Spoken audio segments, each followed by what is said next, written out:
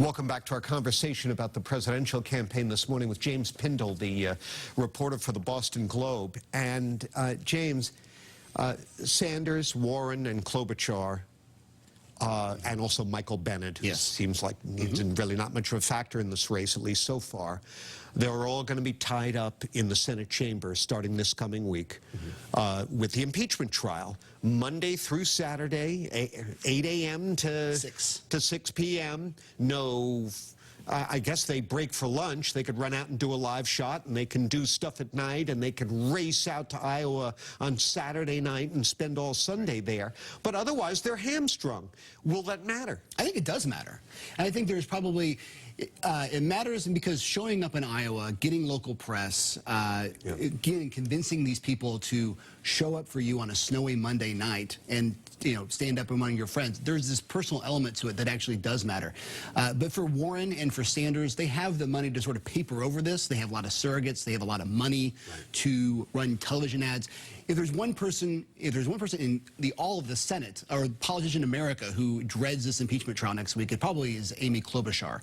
She was getting hot at the right amount of time, and she was getting hot, if you talk to people on the ground, as I did this week, because she's been showing up so much. She does not have the money to paper over this, and this may be a real stop in momentum for her and allow folks like Pete Buttigieg, Andrew Yang, Joe Biden, others who are obviously not in the Senate to run around and to maybe create some momentum at the end. What happens to her if she plays hooky from the trial?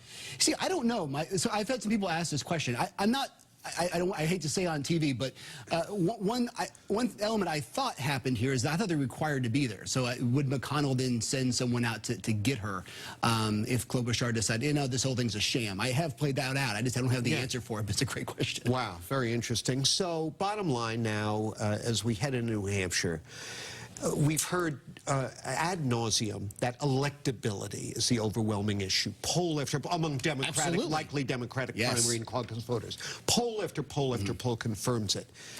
You know, who's winning that race? Looks like Joe Biden, right? I don't know. You know, what's interesting about the premise here, by the way, we should stop and talk about this. Okay. Every single Democratic primary, basically, is a choice between the heart and the head. Right? Howard Dean versus Jon Keller, you know, Jesse Jackson versus Dukakis, and, you know, Hillary versus Bernie, Bradley versus Gore. We don't have that dynamic here. It's all head.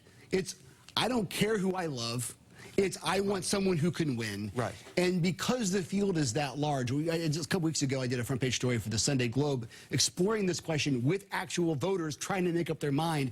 They have literally no idea how they're ever going to figure this out. They don't know if it's a debate moment or whatever it's going to be. So normally, and we got to wrap it up, but as you pointed out, it's basically a four-way race, very closely bunched in both Iowa and New Hampshire. These things tend to break open at the end. Could this be the exception? It doesn't break open? You want to ready for the wild card? Here's what's going to happen. For the first time ever in history, Iowa won't just have one winner. They're going to announce 3 different kinds of ways you're going to have winners. We could have a totally muddled 3-way, I won this delegate count, I won the popular vote, I won all this stuff.